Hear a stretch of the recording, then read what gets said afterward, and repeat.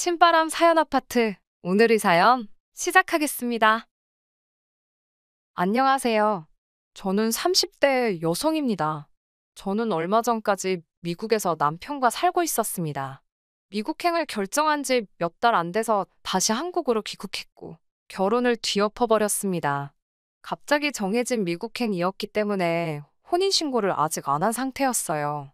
예정대로였으면 미국에서 어느 정도 자리 잡고 올 가을에 잠시 귀국해서 식도 올리고 혼인신고도 할 예정이었는데 오히려 결혼이 늦어진 게 신의 한 수라고 말해도 될 정도가 되었네요. 혼인신고도 하지 않아 정식 부부는 아니었지만 여보 남편 하면서 3개월 정도를 같이 살았는데 저를 가장 먼저 생각해줘야 할 남편이 정말 남이 편 되는 건 순식간이더라고요. 신우와 시어머니의 무리한 부탁도 억지로 들어주는 건 남편이 제 편이 아니라 남의 편이라서 할 수 있는 일 아니겠어요? 시어머니와 신우도 결혼 전에는 어느 정도 상식과 교양이 있는 사람들이라고 생각했는데 점점 도를 지나치는 모습에 저도 정말 두 손 두 발 다 들었습니다. 아직도 그때를 생각하면 치가 떨려서 자다가도 눈이 번쩍번쩍 뜨이는데 그때 있었던 일을 사연으로 한번 풀어보도록 하려고요. 남편과 저는 한국에서 직장 생활을 하면서 만났습니다. 저는 당시 서울에서 은행을 다니고 있었고 남편은 같은 건물에 위치한 중소기업에 다니고 있었습니다.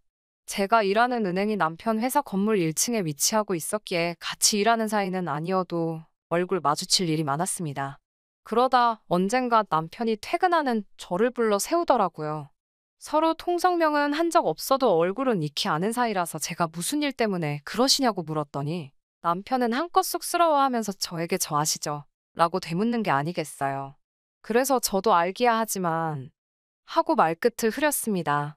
그러자 남편은 한껏 상기된 얼굴로 자기 소개를 하더니 다음엔 커피라도 한잔 할 수 있겠냐며 자기 명함을 건네더라고요. 그런 그의 모습에 진심이 느껴져서 저도 그러자 하며 제 명함을 건넸고 그 이후로 몇 번 데이트 비슷하게 하면서 사귀게 되었습니다. 그렇게 1년쯤 만났을 때였어요. 당시 남편의 버리는 은행에 다니는 저와 비교했을 때 정말 비교하기도 힘들 정도로 적었기 때문에 다니던 회사의 미래가 보이지 않는다며 다른 회사로 이직을 준비 중이었어요. 그 소식을 들은 남편의 친한 선배가 미국에 있는 회사를 소개해 주었습니다. 비록 뉴스나 매스컴에 나오거나 하는 큰 회사는 아니었지만 그래도 당시 남편이 다니고 있는 작은 회사보다는 훨씬 미래가 있고 좋은 기회이지 않겠냐며 말이지요. 남편에게 그 이야기를 들었을 때 저는 인생에 한 번뿐인 기회일지도 모르는데 뭘 고민하는 거냐고 물었습니다. 그러자 남편은 망설이다가 저에게 조심스럽게 같이 가주겠냐고 묻더라고요. 사실 그때까지만 해도 서로 결혼 이야기를 한 적도 없었고 개인적으로도 결혼은 늦게 하자는 주의였기 때문에 남편의 제안에 깜짝 놀랐고 부담스럽기도 했어요. 하지만 여러모로 생각해봤을 때 저에게도 이건 인생에 한 번뿐인 좋은 기회일지도 모른다는 생각이 들었습니다. 며칠간의 고민 끝에 저는 남편에게 좋다고 같이 가자고 대신 날 행복하게 해줘야 한다고 말했고 남편은 꼭 그러겠노라며 대답해 주었습니다. 그렇게 저희는 결혼을 약속하고 해외로 나갈 준비를 시작했어요. 그런데 이때부터 시모와 신우의 방해가 시작되었습니다. 해외에 가는 게 기정사실화되면서 정리할 것도 많고 준비할 것도 많아서 정신없이 바빠졌어요. 당장 다다음 달에는 출국을 해야 했다 보니까 가족들하고 보낼 시간도 많지 않았고요. 다행히 저희 친정부모님은 상황을 이해해 주셨기 때문에 아쉬워하시긴 했지만 일단은 해야 할 일부터 하라며 저희를 많이 배려해 주셨습니다. 금전적으로도 꽤 많은 도움을 주셨기에 당장 가서 자리 잡는데도 큰 문제가 없겠다 싶었습니다. 이처럼 하나라도 더 도와주시려는 친정과 달리 시부모님과 신우는 다른 데만 관심이 있었더라고요. 남편에게는 위로 4살 차이 나는 누나가 있었는데 얼마 전에 이혼을 했다고 하더군요. 남의 집 가정사람 묻기 그래서 모르는 척하고 있었는데 하루는 남편이 먼저 신우가 왜 이혼을 한 줄 아냐면서 이야기를 해줬어요. 남편 말에 의하면 가족인 자기가 봐도 신우가 아주버님이 벌어오는 돈으로 동네 몇몇 여자들과 함께 남자가 나오는 술집을 다녔나 보더라고요. 그러다 거기 남자 한 명한테 무슨 약점인지는 모르겠지만 하여튼 약점을 잡혀가지고 돈을 뜯기고 있었나 봐요. 그러다 급기야 아주버님 몰래 집을 담보로 대출까지 받았다고 하더군요. 결국 모든 사실을 알게 된 아주버님이 이혼하자고 했고 신우는 그럼 애는 내가 키울 테니 생활비라도 달라고 했는데 아주버님이 자기는 양육권도 관심 없고 다 필요 없다면서 위자료 청구 안 한 걸 다행으로 알라며 신우를 떠났다고 했습니다. 드라마에서나 있을 법한 일을 실제로 들으니 어마어마하기도 했고 신우보다 시조카가 불쌍하더라고요. 그렇지만 거기까지일 뿐이지 제가 그 이상 해줄 만한 건 없었지요. 하지만 신우와 시어머니의 생각은 달랐나 봐요. 미국 출국을 일주일 앞둔 어느 날 시어머니에게 다급한 연락을 받고 집 앞에 카페로 나갔더니 신우와 시조카까지 셋이서 함께 있더라고요. 신우는 남편과 달리 이른 나이에 결혼을 해서 시조카는 벌써 초등학생이에요. 그렇기에 어른들이 하는 대화를 어느 정도는 다 이해할 수 있는데 무슨 이야기일지는 몰라도 어른들이 모이는 자리에 아이를 데리고 나온 것부터 전 좀 이해가 되지 않더라고요. 이윽고 신우는 저에게 올케 내가 부탁이 있어서 엄마한테 올케 좀 불러내달라고 그랬어라며 말문을 열었습니다. 제가 무슨 일 때문에 그러냐고 하니까 다른 게 아니라 올케도 요즘 애들한테 영어 교육이 얼마나 중요한지 알지? 라고 말하며 혹시 우리 애도 같이 데려갈 수 없을까? 하고 묻더라고요. 솔직히 이런 부탁을 하면 어쩌나 생각한 적이 있었기 때문에 당황스럽진 않았지만 막상 실제로 이런 질문을 받게 되니 어떻게 잘 거절해야 하나 머리가 아프긴 하더라고요. 더군다나 아직 어린 시조카도 당장 같은 자리에 있었으니 너무 단호하게 거절하면 아이한테 상처가 남을 것 같아 안 될 것 같았고요. 하지만 확실하게 해야 다음에는 이런 어려운 부탁을 하지 않겠다는 생각도 들어서 결국 신우에게 그러지 말고 한국에서 좋은 학원이나 선생님을 알아보시는 게 어떻겠냐고 권했어요. 저나 남편은 당장 미국에 가면 자리 잡느라 시조카한테 신경 써줄 여유가 없을 것 같다고요. 그러자 신우의 표정이 변하더니 싫으면 싫다고 하지 생각해주는 척한다면서 그렇게 안 봤는데 완전 이중인격이네? 라고 빈정거리더군요. 제가 무슨 이중인격이냐고 애 있는 데서 못하시는 말씀이 없다고 한마디 하니까 시어머니가 신우를 거들며 인정머리가 없는 건 사실인데 뭘 그러냐면서 어쨌든 치사하다고 됐다며 내 아들 아니면 너 같은 게 미국 땅 밟아볼 일도 없었을 거면서 어디서 잘났다고 유세를 부리고 있느냐고 한마디 싸붙이셨어요. 집에 들어오자마자 남편에게 전화를 걸어좀 전에 신우와 시어머니에게 당한 일을 이야기하니 남편은 한숨을 내쉬더니 자기가 잘 이야기해보겠다며 저한테 미안하다고 하더군요. 사실 남편이 잘못한 건 아니었으니까 남편한테 화를 낼 수도 없었습니다. 남편한테 확실히 안 된다고 못 봐가두라고 이야기를 했고 남편도 그러겠다 했으니 더 이상 신경 쓰지 않아도 되겠거니 생각했어요. 아무튼 그렇게 저와 남편은 비행기에 올랐고 미국에서 새로운 시작을 하게 되었습니다. 미국에 도착한 초반에는 사실 정신도 없고 뭐가 어떻게 돌아가는지도 모르겠어서 정신이 없었어요. 다른 거 생각할 시간도 없었죠. 정말 너무 정신이 없었어서 저도 우리 부모님한테만 연락했지 시댁에 안부 묻고 그런 일 할 시간은 없었어요. 그래도 자기 가족이라고 근근히 남편이 혼자 알아서 연락을 하는 것 같았고 남편이 전화하고 있는 동안 저도 인사치레로나마 잘 도착했다. 준비 잘하고 있다. 뭐 이 정도의 안부는 전했거든요. 그때도 신우나 시어머니 두 사람 다 별말이 없길래 남편이 중간에서 교통정리를 잘했는가 보다 생각하고 말았죠. 하지만 시어머니와 신우는 그렇게 쉽게 포기하는 사람들이 아니었습니다. 미국에 도착하고 3개월 정도 지났을 무렵이었어요. 남편도 출근하고 저는 집에서 정리를 하고 있는데 신우에게 메시지가 왔더군요. 저는 그 메시지를 읽고 정말 기절의 뒤로 넘어가는 줄 알았습니다. 신우가 시조카를 혼자 비행기를 태워 저희가 있는 지역으로 보냈다며 몇 시에 도착할 거니 공항으로 마중을 나가달라고 하더군요. 신우에게 자초지종을 듣기 위해 전화를 몇 번이고 걸었지만 신우는 전화도 받지 않았습니다. 미국에서 살면 온갖 친척들이고 친구들이고 자기 애들을 보내고 싶어서 안달이라는 이야기를 듣기는 했어도 이렇게 막무가내로 나오는 사람은 듣도 보도 못했기에 황당하고 어떻게 해야 할지 전혀 모르겠더라고요. 반나절 후면 시조카가 공항에 혼자 도착할 거라 생각하니 걱정도 되고 결국 어쩔 수 없이 시조카를 데리러 공항에 나갔습니다. 그래도 다행히 시조카는 잘 도착했고 저희를 보더니 안도의 한숨을 내쉬는 것 같았어요. 어린애 몸으로 혼자 얼마나 두려웠을지 비행기에서부터 긴장을 했나 아주 몸이 돌덩이처럼 뻣뻣하게 굳어있더라고요. 애가 잘못한 것도 아닌데 애한테 화를 낼 수도 없어서 혼자 고생했다고 아이 한번 와라 끌어안아주고 혼자서도 잘 왔다고 고생했고 참 장하다고 해줬습니다. 아이를 데리고 집에 와서 밥 먹이고 일단 씻으라고 남편과 어떻게 이 상황을 해결해야 할지 이야기를 나누고 있는데, 그래도 애가 걱정이 되긴 했는지 제가 집까지 데리고 오고 나서야 신우한테 연락이 왔습니다. 신우는 우리 애는 잘 만났냐며, 일단 미안하긴 한데 기왕 애가 거기 도착했으니 한 1년만 데리고 있어 달라더군요. 황당하고 기도 안 차서 그게 말이 되냐고 하니까 그냥 학교 보내고 밥 먹을 때 수저 하나 더 놔주고 하면 된답니다. 애가 눈치도 빠르고 영리해서 혼자서도 다 알아서 잘한다고요. 비행기도 혼자 타고 오지 않았느냐고 하더라고요. 아무리 애가 눈치가 빠르고 영리해도 그렇지. 12살짜리가 뭘 얼마나 혼자 할 수 있겠냐고요. 그것도 미국에서요. 저는 절대 안 될 소리라고. 애는 며칠 지나고 나서 다시 한국으로 돌려보내겠다고 했지만 신우는 제 이야기는 듣지도 않고 대답을 얼버무리며 잘 부탁한다 혼자서 자기 할 말만 하다가 전화를 끊어버렸어요. 제가 남편한테 어떻게 할 거냐고 물으니 남편은 기왕 이렇게 왔는데 어쩔 수 있겠냐며 1년만 우리가 참고 돌봐주자는 거예요. 저한테 한다는 말이 어차피 너는 비자 문제 때문에 일도 못하고 하니까 그냥 나중에 우리 애 키울 때를 위해서 연습한다 생각하면 되지 않겠냐고요.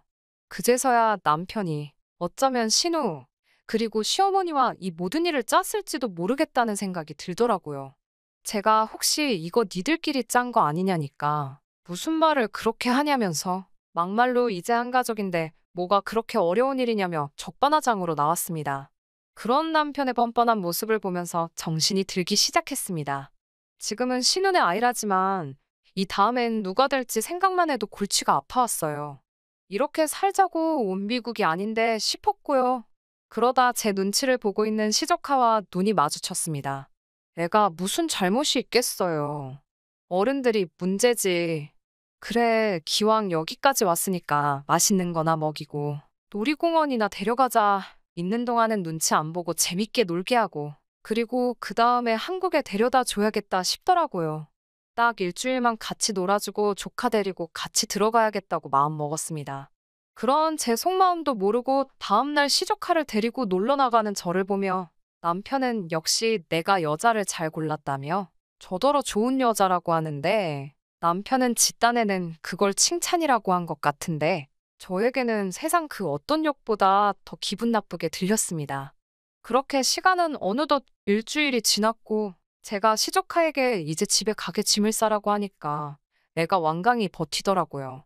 어쩔 수 없이 제가 솔직하게 나는 너를 돌봐줄 수 없다고 일주일간 그래도 재밌게 놀지 않았니 하고 말을 하니 그럼 외삼촌이랑 있으면 된다면서 제 엄마가 무슨 일이 있어도 오지 말고 거기서 버티라고 했다고 울먹이면서 말하다가 이내 펑펑 울더라고요.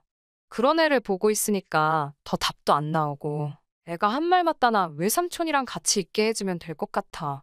결국 저 혼자 한국에 가야겠다는 생각이 들더군요. 그나마 다행인 건 원래는 미국에 오자마자 집을 사려고 했는데 당장 마음에 드는 매물이 없어서 집을 사지 못하고 월세로 살고 있었거든요. 그래서 저는 평소와 다름없이 남편을 출근시키고 시조카한테는 어디 나가지 말고 외삼촌 올 때까지 집 잘 보고 있으라고 말한 뒤 제 집만 싹 챙겨서 나왔습니다. 그리고 공항에 도착해서 남편에게 메시지를 남겼습니다. 시조카가 여기까지 어쩌다 오게 된 건지는 모르겠지만 이제 관심도 없다고요. 나는 지금 공항이고 이 길로 한국으로 갈 거고 이 결혼도 없던 걸로 하자고요. 그리고 우리 부모님이 주셨던 돈은 애시당초 나를 보고 주신 돈이지 당신 보고 주신 돈이 아니니 우리 부모님이 주신 만큼은 설명할 필요도 없이 내가 다시 챙겨서 가니까 그건 그런 줄 알라고 했습니다. 그러면서 사랑하는 한 가족인 시조카를 데리고 어디 한번 잘 지내보라고 덕담도 해줬지요. 비행기에 타려는데 그새 남편이 신우와 시어머니에게 연락을 했는지 두 사람에게서 번갈아 가며 미친 듯이 연락이 왔습니다. 처음에 2번 정도는 전화를 피했지만 생각해보니까 제가 피할 이유가 없더라고요. 아무 일도 없다는 듯 전화를 받은 뒤 무슨 일이세요? 하니까 시어머니가 대뜸 지금 무슨 짓거리를 하는 거냐며 저더러 생각이 있는 거냐고 물어왔어요. 그래서 아무렴 아줌마 딸만 하겠냐 하니까 내 딸은 자식 사랑이 좀 과해서 그런 거지만 그 사람들 남겨두고 떠나는 저는 가족을 배신하는 행동이래요. 그러면서 아주 비행기만 한번 타보라고 온 가족 데리고 인천공항에 절 잡으러 온다네요. 그래서 저는 마중 나와주시려고요. 감사하지만 필요 없어요. 우리 부모님이 오시기로 했거든요. 라고 말해줬지요. 그리고 저도 우리 부모님께 전화해 상황 설명을 했습니다. 그랬더니 친정아버지가 저희 시댁 식구들 가만 안 둔다면서 본인들도 시간 맞춰 나올 테니 걱정 말고 마음 편하게 오라고 하시더군요. 그렇게 공항에 도착하니 벌써 우리 부모님이랑 시어머니 신우가 서로 알아보고는 노려보고 있더라고요. 진짜 사람들이 좀만 없었어도 한판 붙었을 판이었어요. 제가 시어머니랑 신우는 못 본 채 하고 저희 부모님께 집으로 가자 하니까 시어머니가 몸을 던져 제 앞을 가로막아서더라고요. 아들한테 들으니 너 돈도 다 들고 튀었다던데. 결혼자금은 부부 공동자금이나 마찬가지인데 네가 무슨 권리로 그걸 다 가지고 왔냐며 따지고 들더군요. 그래서 제가 이건 저희 부모님이 저 잘 먹고 잘 살라고 해주신 돈이지. 아줌마 아들하고 아줌마 딸내 자식 치고 반바퀴 넘어 천리만길 외국 땅에서 먹여 살리라고 주신 돈이 아니라고 했고 친정아버지도 시어머니더러 부부 공동자금 아주 웃기고 있다고 당신 정신이 어떻게 된 거 아니냐며 여기까지 와서 열을 내고 있지 말고 그럴 시간 있으면 빨리 집에 가서 냉수 먹고 속이나 차리라고 쏴붙이셨습니다. 남편의 애까지 두고 왔는데 돈까지 가지고 왔고 강경한 친정아버지를 이기지 못하니 시어머니가 분해서 어쩔 줄을 몰라 발만 동동 구르고 있는 꼬라지를 보니 뒤돌아서서는 저절로 웃음이 다 나더라고요. 제가 귀국한 이후로 2달쯤 지났을 무렵 다시 남편에게서 연락이 왔습니다. 자기가 정말 생각을 잘못했다면서 저 없이 미국 생활을 견디기가 너무 힘들어 시조카를 데리고 들어왔다고 하네요. 그러면서 우리 다시 한번 시작해보자고 말하는 게 아니겠어요. 그래서 제가 우리라는 소리는 입에 담지도 말라고 무슨 우리는 우리냐고 화를 냈습니다. 그리고 얼마 지나지 않아 신우한테서도 전화가 왔어요. 이게 다 자기 욕심 때문에 이렇게 된 것 같아서 미안한 마음뿐이라며 사과를 해왔지만 2달이나 다 지난 뒤에 갑자기 사과하는 모양이 진심이란 생각도 안 들고 아무래도 이 가족들을 믿을 수가 없더라고요. 그 이후로는 남편에게 연락이 와도 받지 않았습니다. 하지만 듣기로는 한국에서 새로 직장을 잡기는커녕 전에 다니던 직장에서도 못 받아준다고 했나 보더군요. 게다가 불쌍한 시족하는지 엄마 욕심 때문에 초등학교를 1년 더 다니게 생겼다고 하네요. 모든 일은 순리대로 해야 하는 법인데 한 사람의 욕심으로 모든 일이 이렇게 복잡히 얽혀버렸으니 저도 씁쓸하긴 해요. 하지만 그래도 제 인생이 망가지지 않은 것만으로도 감사할 일이지요. 언젠가 기회가 되면 부모님을 모시고 미국에 한번 가야겠어요. 미국 간다는 게 정해졌을 때 저도 나름대로 가보고 싶던 곳이 많았거든요. 그런데 한 군데도 가보지 못하고 그냥 돌아와 버렸으니까요. 대신 이번에는 저 혼자 가지 않고 저희 부모님도 함께 모시고 갈 계획이니 즐거운 마음으로 다녀올 수 있을 것 같습니다. 다음에 타는 비행기는 외롭지 않을 것 같네요. 안녕하세요. 염치 없는 시댁 식구를 둔 30대 여성이에요. 남편과 저는 8년이란 시간을 친구로 보냈고 20대의 끝자락에 사귀는 사이가 되었습니다. 길다면 긴 시간을 알고 지낸 덕분인지 사귀는 동안 어느 다른 연인들과 같은 사소한 다툼이나 갈등조차도 없었고 사귄 지 2년 만에 결혼까지 약속했네요. 하지만 연애 때처럼 모든 것이 원만할 줄 알았던 제 생각과는 달리 본격적으로 결혼 준비에 들어가면서 당황스러운 상황을 맞닥뜨리게 되었습니다. 당시 저에겐 걱정이 하나 있었는데 그건 남편이 저를 어머님께 인사시키지 않는다는 거였어요. 연애 때야 그렇다 쳐도 결혼 이야기가 오가는 와중에도 도통 저를 어머님께 인사시킬 생각이 없는 남편의 모습이 이해가 되질 않았지요. 솔직히 자존심도 상했고요. 내 어디가 부족한가? 부끄러워서 이 사람이 자기 어머니한테 소개를 못 시키나. 그런 바보 같은 생각도 들더군요. 결국 제가 먼저 어머님께 인사를 드리고 싶다고 이야기하니 남편이 난처한 얼굴로 한참을 축벽거리더니 생각지도 못한 이야기를 꺼냈습니다. 남편이 말하기를 이미 자기가 어머님께 몇 차례고 만나고 있는 여자를 소개시키고 싶다 말씀드렸었대요. 하지만 어머님께서 어지간히 뜨뜻미지근하게 반응을 보이셨던 모양입니다. 남편 말로는 자기는 그런 반응에 익숙하대요. 남편이 어렸을 때부터 어머님께선 큰아들, 그러니까 아주버님의 일이 아니면 크게 관심을 주지 않으셨다면서요.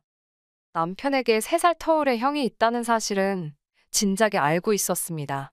하지만 제 앞에서 한 번도 아주버님에 관한 이야기를 한 적이 없었기에 막연히 형제간 사이가 안 좋은가 지레 짐작만 하고 있었지요.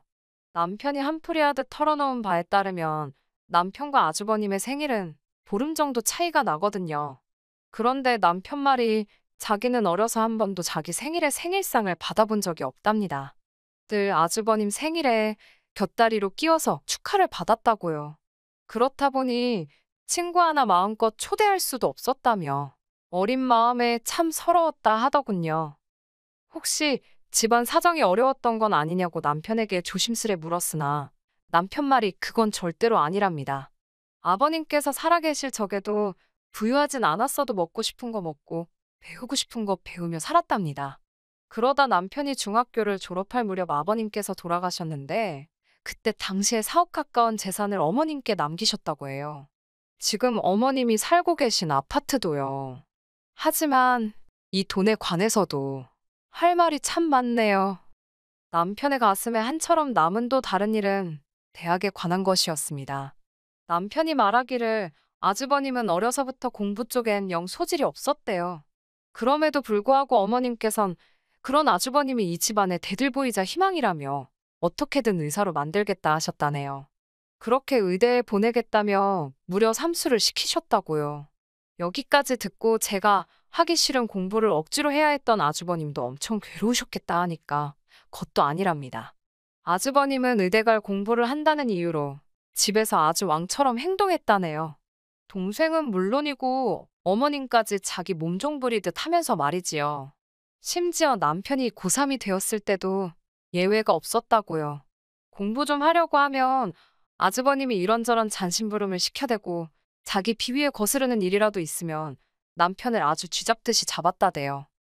그런 상황에도 불구하고 남편은 대한민국에서 세 손가락 안에 들어가는 대학에 들어갔습니다.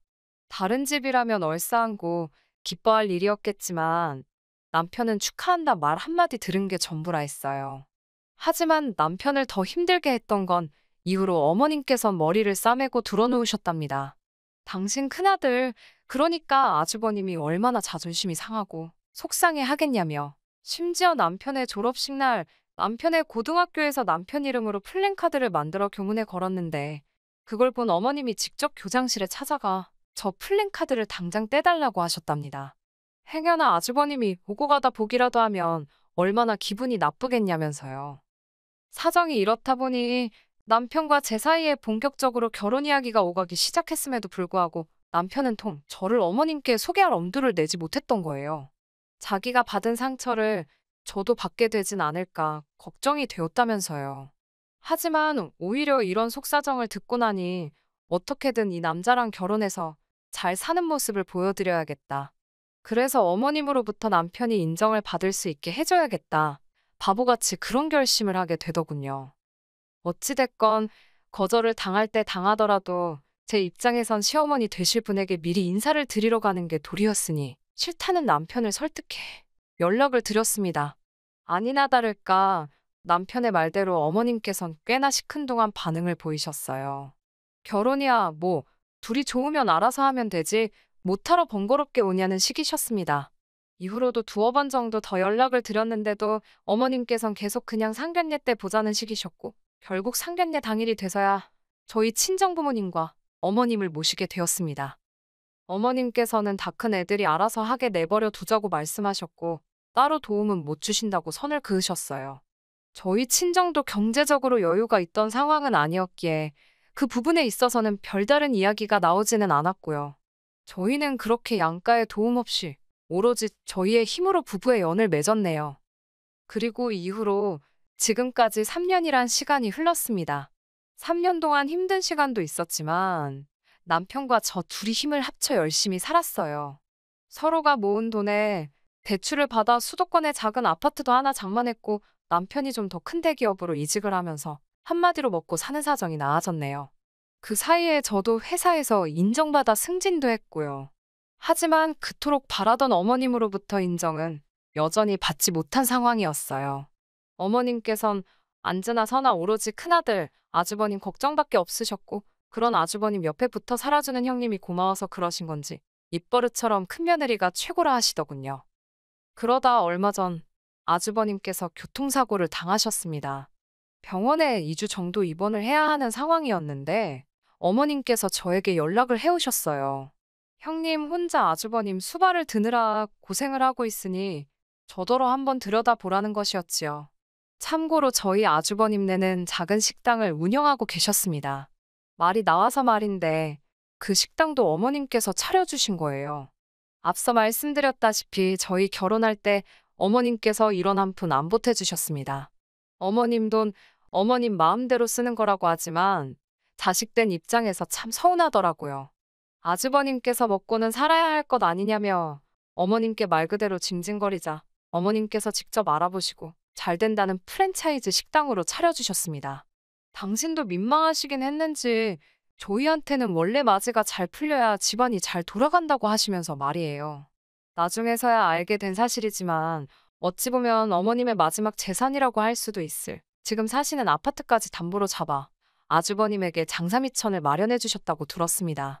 그러니 남편이나 저나 사람인지라 마음이 상할 수밖에 없더라고요. 아무튼 그렇게 애틋한 아주버님이 병원에 누워 계시니 2달이 멀쩡히 돌아다니는 작은아들 작은며느리가 못마땅하셨던 모양입니다. 하루는 남편에게, 하루는 저에게 전화를 걸어 가서 네 아주버님 좀 들여다보라. 네 형님 좀 도와줘라. 뻔히 남편이나 저나 직장 생활하느라 정신없는 걸 아시면서 어찌 그런 말씀을 하시는지 기도 안 차더라고요. 그래도 아예 얼굴을 안 비쳤다간 오지게 욕이나 먹겠다 싶기도 했고 결국 며칠을 못 가보다가 주말이 되어서 찾아가게 되었습니다. 형님은 뭐 한다고 이제 왔냐며 입술이 대빨 나와 있었어요.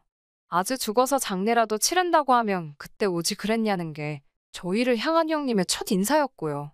어찌나 그 목소리에 원망이 가득한지 저도 모르게 죄송하다 할 뻔했네요. 저희가 병원에 도착하자 형님은 살았다는 듯이 간이용 침대에 걸터앉고는 저에게 이래라 저래라 심부름을 시키기 시작했습니다. 지하 매점에 가서 뭐 좀 사다 달라. 과일 좀 깎아달라. 여기 좀 치워달라 어째달라. 남편에게는 아주버님 발톱을 깎아달라고 하지를 않나. 저는 속으로 욕은 했지만 겉으로 차마티는 못 내고 울며 겨자 먹기로 하나씩 해드리고 있었는데 남편은 안 하고 버티더니 저더러 그만하랍니다. 그리고는 제 손목을 낚아채고는 집에 가자고 하더라고요. 형님에게는 저희가 지금 문병 왔지 무슨 일이라도 하러 온 줄 아냐고 한마디 쏴붙였고요. 그러자 형님이 눈을 동그랗게 뜨고는 저희 남편더러 너무한 거 아니냐입니다. 윗사람이 지금 이렇게 병원에 누워있으면 아랫사람이 와서 심부름 좀 할 수도 있는 거지. 뭘 그걸 가지고 소란이냐면서 그러면 제가 미움을 받는다나요. 그러자 남편도 참지 않고 형이 무슨 나라를 구하다가 다쳤냐고 술 먹고 시비 걸고 다니다가 차에 치인 걸 뭘 불쌍하게 여기라는 거냐며 받아쳤습니다. 그러자 병상에 누워있던 아주버님이 너 지금 뭐라고 했냐며 가만 안 두겠다고 막말을 쏟아내더군요. 남편은 그런 아주버님을 무시하고 절 데리고 병실을 빠져나왔어요. 생각지도 못한 남편의 반격이라고 해야 할까요? 아무튼 뒷일이 걱정되긴 했지만 기분이 나쁘지는 않더라고요. 그래도 남편한테 잘했다 할 수는 없는 노릇이었으니 어쩌려고 그러냐 물었습니다. 남편은 자기도 모르겠다고 하지만 더는 당해주기가 싫더랍니다. 저도 솔직히 에라 모르겠다 싶어서 남편에게 당신 마음 편할 대로 하라고 했어요. 그렇게 며칠의 시간이 흐르고 형님한테 전화가 걸려왔습니다. 형님은 아무 일도 없었다는 듯이 아무렇지 않은 목소리로 저에게 잘 지내냐고 물으며 병원에 한번 와달라 하더군요. 아주버님한테 잡혀서 당신 볼 일은 하나도 못 보고 있다나요. 이때만 해도 평생 안 보고 살 사이가 될 거라곤 생각지 못했기 때문에 불쌍하기도 하고 괜히 측은한 마음이 들어 알겠다 했습니다. 그렇게 회사에 반차를 내고 병원에 갔어요. 그런 제가 형님 눈에는 호구로 보였나 봅니다. 형님께서 저한테 할 이야기가 있다고 하더니 아주버님 병원비 이야기를 꺼내셨어요. 저희더러 병원비를 내달라고 하시더라고요. 어이가 없어서 그게 무슨 소리냐고 물으려는 찰나에 분위기 파악도 못하고 이참에 어머님 용돈도 좀 올려드리랍니다. 어머님께 매달 50만 원씩 그래도 남편이 자식된 도리한답시고 보내드리자고 해서 보내드리고 있었는데 그건 또 어떻게 알았는지, 그리고 알았으면 안 거지 지가 뭔데 올려드리라 말아 하는 건지 짜증나고 황당하더라고요. 기가 막히고 코가 막혀서 말씀 잘하셨다고 병원비는커녕 어머님 드리는 용돈도 이제 그만 드려야 할 참이라고 그랬습니다. 저희도 먹고 사는 게 빠듯한 데다 이제 아이도 가져야 하는데 언제까지 어머님 뒷바라지 해드릴 수가 없다 했어요. 그러자 형님께서는 자식된 도리도 모르냐며 아무리 먹고 살기가 힘들어도 굶고 사냐고 것도 아닌데 무슨 용돈을 드리네 못 드리네 그런 소리를 하냐입니다. 꼭 참던 제가 어머님한테 몇 억을 가져가셔놓고 이제 와서 저희한테 자식돌이 운운하시는 거? 부끄럽지도 않으시냐 물었습니다. 받아다 쓸 때 이런 날이 올 줄 모르셨냐고요. 받아 쓴 자식이 효도도 하는 거 아니겠냐고 저희는 할만치 한 것 같다 했습니다. 그러자 형님이 한다는 소리가 그 재산 자기가 썼냐입니다.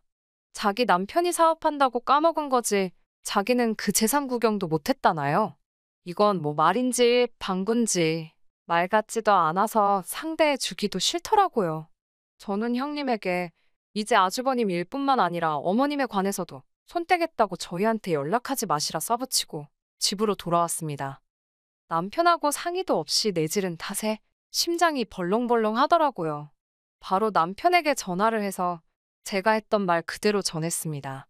당신 입장은 미처 생각지도 못하고 너무 화가 나서 속에 있던 말을 그대로 퍼붓고 말았다 하니 남편이 잘했답니다. 저더러 너무 장하다고 잘했다며 그러면서 미안하답니다. 자기가 진작에 정리했어야 하는데 그러질 못했다면서 이제 마음 쓰지 말라고 하더라고요.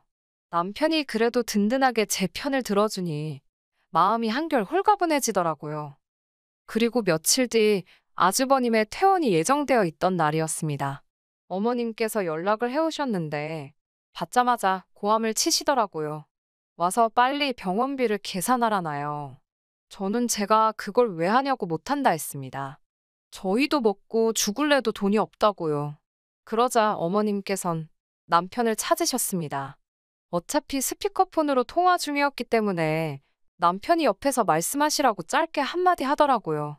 그러자 어머님께선 세상 다정한 목소리로 갑자기 이게 다 무슨 사단이냐면서 고집 부리지 말고 와서 얼른 돈부터 좀 내라 하시는 겁니다. 왜 죄 없는 네 형하고 형수 골치 아프게 하냐고 그런 걸로 심술 부리지 말라셨어요. 그런 어머님께 남편이 전에 없던 냉정한 목소리로 쓸데없는 소리 하실 거면 전화 끊는다 하더니 진짜 전화를 툭 끊어버리는 게 아니겠어요. 전 조금 놀랐지만 아무런 말도 하지 않았습니다.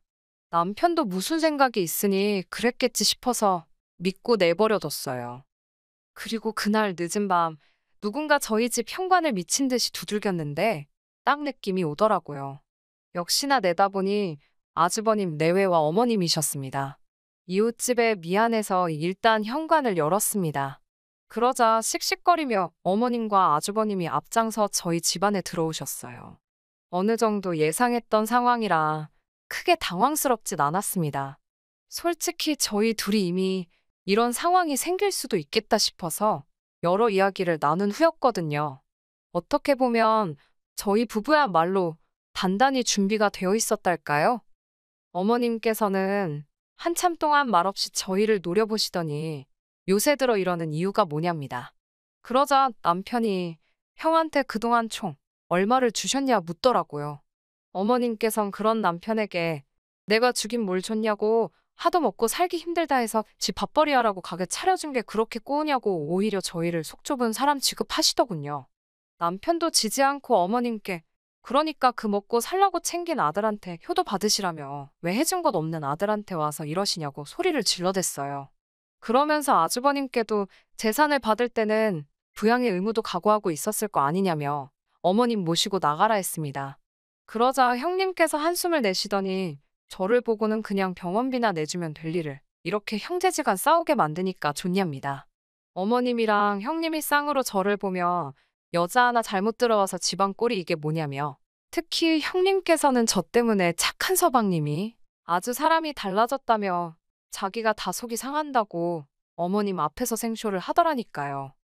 그때 아주버님께서 도저히 남편을 꺾을 수 없겠다 싶었는지 상욕을 하면서 자리에서 일어나셨습니다.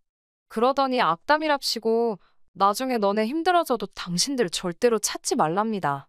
아이고, 듣던 중 반가운 소리라 저도 모르게 웃음이 나오더라고요. 그런데 더 어이없는 건 그렇게 나가면서 어머님을 안 모시고 나가는 거예요. 제가 놀라서 어머님 얼른 따라 나가시라고 큰아들이 그냥 간다고 그랬는데 어머님께서는 오히려 저희 남편을 보며 내가 너를 어떻게 키웠는데로 시작하는 레파토리를 웃고 계셨습니다. 남편이 됐다고 그러면서 어머님을 모시고 밖으로 나갔더니 세상에 아주버님은 이미 형님하고 떠나고 안 계시더라니까요. 닥쳤던 개신세가 이런 건가 싶기도 하고 결국 남편이 어머님 댁에다 모셔다 드리고 왔습니다.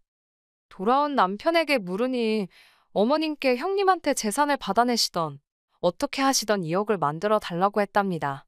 제가 그런 말도 안 되는 소리를 하면 어쩌냐고 그러자 남편이 말하기를 어머님은 그런 마음 고생 좀 해보셔야 한답니다. 평생 자기가 겪은 서름에 비하면 아무것도 아니라면서요.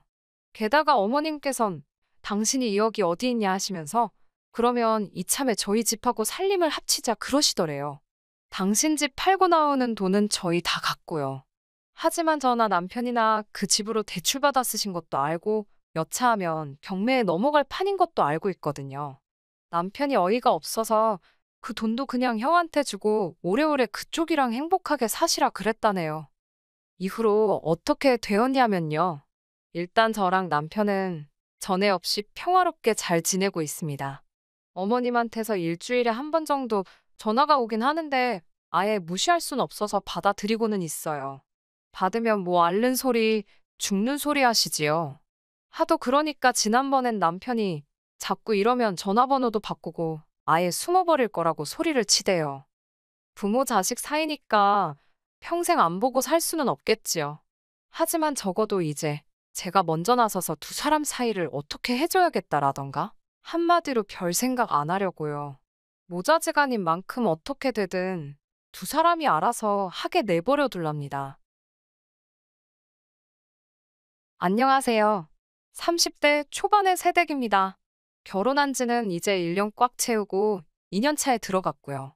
집에서 살림하면서 소일거리 받아서 프리랜서식으로 재택근무를 하고 있어요. 원래는 졸업한 전공 살려서 취직을 했었는데 제가 원래 예전부터 저혈압이 있고 빈혈도 있어서 몸이 조금 약한 편이거든요. 어지러움증을 자주 느끼고 심한 경우에는 쓰러지는 일도 있어요. 그래서 결혼 전부터 친정부모님께서도 저를 많이 걱정하시기도 했고 사실 회사에서도 어지러움을 호소하는 저를 회사에서 불편하게 여긴다는 느낌을 지울 수가 없어서 결혼을 준비하면서 퇴사를 하게 되었습니다. 프리랜서 일이 쉽지만은 않아서 버리는 회사 다닐 때보다 적은 편이에요. 그래도 집에서 아무것도 안 하는 것보다 소일거리 하면서 시간도 보내고 겸사겸사 돈도 벌고 저는 만족하면서 살고 있습니다. 남편과 결혼을 결심한 이유도 저의 건강상의 이유가 큽니다. 당장 퇴사를 하면 둘이 벌어도 빠듯한 상황인데도 잠깐의 망설임도 없이 프리랜서로 전향하는 걸 지지해줬어요. 연애하던 때에도 그런 세심한 배려가 좋았습니다. 제가 아직 저의 저혈압 증상에 대해서 남자친구였던 남편에게 말하기 전에 있던 일입니다. 그때는 다른 커플들과 마찬가지로 여기저기 놀러 다니고는 했어요. 당시에는 차도 없을 때라서 보통 대중교통을 이용하고는 했는데 하루는 제가 데이트하다가 빈혈이 와서 잠시 쓰러진 적이 있었거든요. 그때 처음 제가 종종 저혈압 때문에 이런다는 이야기를 했는데 그 뒤로부터는 어디 먼 데까지 가서 데이트하는 횟수를 대폭 줄이고 남자친구가 직접 저희 집 근처까지 찾아왔어요. 친정이 경기도권 신도시에 있고 당시에 저도 부모님과 같이 지냈으니 서울 사는 남자친구한테는 꽤나 먼 거리였을 텐데도 한 번도 불평하지 않고 저를 만나러 와줬습니다. 버스 시간대가 안 맞으면 2시간도 걸리는 거리를 힘들다 한마디 한 적 없었고요. 당시에는 그게 저에 대한 배려라고 생각했는데 결혼하고 나서 보니 그게 배려라기보다는 멀리라도 제가 사는 곳 근처까지 오는 것이 남편한테 더 편해서 그랬던 것 같습니다. 연애하면서도 어디 다른 데 가보고 싶고 해도 제 몸 상태 운운하면서 항상 집 근처에서만 만났고 결혼 후에도 어디 놀러 가는 건 고사하고 남편이 회사 출근 안 하는 주말이 되면 시댁에 가서 시간을 보내야 했어요. 신혼집을 서울에 구하면서 친정하고는 거리가 멀어진 이유도 있고 남편이 홀 시어머니 밑에서 자랐는데 어머님을 또 엄청 챙기거든요. 시댁은 가까운 편이기도 하고 해서 매주 주말마다 시댁으로 출근하는 느낌을 받을 정도로 거의 하루도 빠지지 않고 가야 했습니다. 시댁 말고 어디 다른 데 좀 가자고 투덜거려도 봤는데 또 저번처럼 어디서 픽 쓰러지면 어떡하냐고, 쓰러지더라도 실내에서 쓰러지는 게 더 낫지 않냐고 하는데 같은 변명도 한두 번이지 매번 같은 소리를 하니까 많이 서운하더라고요.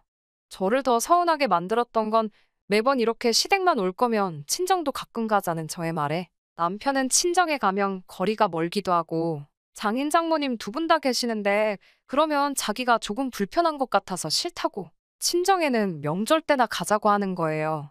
연애할 때 차도 없을 적에는 대중교통 타고 다니면서 뻔질나게 오던 사람이 결혼 후에 차가 생겼는데도 친정 가는 게 힘들다는 말을 하고 있으니 조금 어이가 없었죠.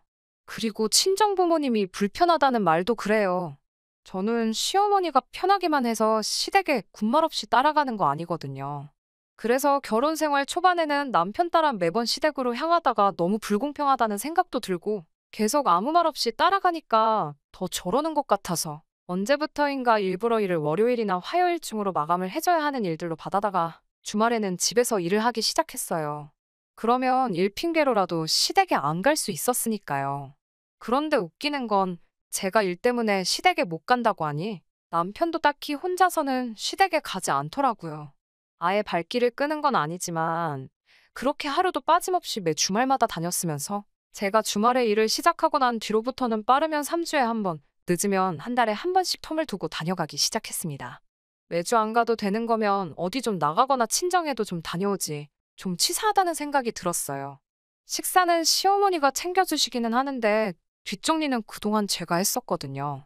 그러니까 한편으로는 혹시 뒷정리해줄 사람이 없으니까 안 가는 건가? 하는 생각도 들더라고요. 제가 부풀려서 생각한 걸 수도 있겠지만은요. 얼마 전 있었던 일입니다. 늦여름인데도 무더위가 기승을 부려서 아주 힘들던 때였어요. 마침 일거리가 들어오지 않은 데다가 날도 더우니 그냥 집에서 쉬려고 계획을 하고 있었어요. 아침 일찍 일어나서 커피 한 잔을 내리고 오랜만에 독서나 해야겠다 하던 참이었습니다. 그런데 12시가 다 돼서야 일어난 남편이 쉬고 있던 저를 보고는 오늘은 일을 안 하냐고 물어보더라고요. 오랜만에 일도 없고 해서 프리랜서이기는 하지만 한번 남들처럼 주말에 여유를 느껴보려고 하고 대답했어요. 남편은 그러냐고 대답하고는 씻으러 들어가더라고요. 씻고 나와서 혼자 주섬주섬 옷을 챙겨 입더니 저보고 갑자기 나가자는 겁니다. 데이트하러 나가자는 줄 알고 설렜는데 시댁에 가자고 하더군요. 한참을 안 가더니 또 제가 쉰다니까 시댁에 같이 가자고 하는 거였어요. 엄청 서운하기는 했지만 그동안 저도 고의적으로 안 간 게 있으니 오랜만에 얼굴이나 비춰야겠다는 생각으로 따라갔습니다. 대신에 그 다음 주에는 친정에 가자고 했지요. 남편도 제가 모처럼 시댁 가는 걸 흔쾌히 동의를 했으니 싫다고는 말을 못하고 알겠다고 다음 주에는 친정에 가자고 대답해줬고요. 남편의 의외의 대답에 저도 나름 기분이 좋아져서 시댁 가는 길이 나쁘지만은 않았어요. 시댁에 도착했는데 남편은 시어머니한테 따로 저희가 올 거라고 연락을 안 드렸나 봐요. 어머님이 조금 당황하시더라고요. 올 줄 모르고 점심 식사를 먼저 하셨다고요. 저희가 시댁에 도착했을 때가 2시 조금 넘어서였는데 그럼 저희가 따로 점심 식사하고 다시 오겠다고 하니 시어머니가 자기는 저녁을 5시 돼서 먹을 계획인데 그렇게 되면 저녁을 같이 못 먹지 않느냐고. 3시간이면 금방이니까 배고파도 조금만 참으라고. 그래서 어머님 드실 때 같이 먹자고 하시더라고요. 저야 아침 일찍 일어나서 커피랑 간단하게 빵 같은 걸 먹었으니 괜찮았는데 남편은 늦게 일어나서 빈속이라 걱정이 됐어요. 남편한테 그때까지 안 먹고 버틸 수 있냐고 물었더니 자기는 괜찮다고 아직 조금 피곤한데 그러면 들어가서 좀 더 자면 되겠다고 하고는 방으로 들어가더라고요. 그때부터 좋아졌던 제 기분이 다시 팍 상하기 시작했습니다. 아니, 시댁에까지 와서 잘 거면 그냥 시댁 안 오고 집에서 더 잤으면 되는 거 아닌가? 괜히 잘 쉬고 있는 사람 데려다가 벌 주는 것도 아니고 남편이 잠들어 있으면 저는 시어머니하고 같이 단둘이서 시간을 보내야 하는 거잖아요. 조금 어이가 없어서 어머님 댁까지 와서 잘 생각을 하냐고 어머님하고 같이 시간 보내야지 않겠냐고 따졌지만 기어이 졸리다고 방으로 들어가 드러눕고 자더라고요. 남편이 잠에서 깰 때까지 어머님이랑 단둘이 뭘 해야 하는지 모르겠더라고요. 어머님도 저를 조금 어려워하시는 것 같고 그냥 평범한 안부 인사 몇 마디 나누다가 결국에는 거실에 어머님과 나란히 앉아서 TV만 보고 있었습니다. 남편이 방 안에서 코 고는 소리가 거실까지 들리는데 정말 화가 나서 한 대 쥐어박아주고 싶을 정도였어요. 한참 드라마 재방송 같은 거 보면서 시간을 때우는데 가만히 있으니까 저도 슬슬 배가 고파오기 시작하더라고요. 시간이 어머님이 식사하신다던 시간이 다 되어가서 남편 깨워오겠다고 말씀드렸는데 애가 얼마나 피곤하면 엄마 집까지 와서 자겠냐고 좀 더 자게 두라고 하시는 겁니다. 저혈압 때문에 오랫동안 공복 상태로 있으면 안 되는데 몸 약하다고 유세 부리는 것도 아니니 말도 할 수 없었고 그냥 남편이 스스로 일어나기를 기다릴 수밖에 없었어요. 남편은 6시가 다 돼서야 일어났습니다. 어이가 없는 건 여태 자다가 방문 열고 기어 나와서는 자기는 친구 좀 만나러 나갔다 오겠다는 거예요. 남편이 살던 동네라서 아직 장가 안 간 동네 친구가 살고 있었거든요. 여태까지 배고르며 기다린 와이프랑 어머니는 신경도 안 쓰고 지 친구 보러 나가겠다는데 어이가 없어서 한마디 했어요. 여태 저녁 같이 먹는다고 기다렸는데 친구랑 술 마시고 놀러 나갈 생각을 하냐고 한마디 했더니 시어머니가 저를 말리면서 아까는 일하느냐 얼마나 피곤했겠냐고 하시더니 이번에는 일하느라 얼마나 스트레스를 받았겠냐 하시면서 놀면서 해소도 좀 해야지 건강하고 오래 산다고 남편 등 떠밀면서 얼른 나갔다 오라고 하시더라고요. 평소 같았으면 아들 먹인다고 이것저것 음식 해주셨을 텐데 아들은 밖에 나갔고 이러다 며느리한테 밥 해주게 생겼으니 날 더워서 집에서 음식하기도 귀찮은데 우리는 간단하게 배달시켜 먹자고 하시면서 저한테 중국집 메뉴판을 건네주시더라고요. 날도 더워 죽겠는데 이열치열이라고 하시면서 어머님은 짬뽕을 시키셨고 저보고는 짜장면 먹으라고 하시는데 기분도 안 좋은데 돈이라도 좀 더 쓰시라고 해물잡탕밥으로 주문을 했습니다. 해물잡탕밥 먹는다고 하니까 이 집 짜장면 참 잘한다고 그거 먹으라고 하시는데 너무 기름진 음식은 피해야 한다고 하고 끝까지 해물잡탕밥 먹겠다고 고집 부렸어요.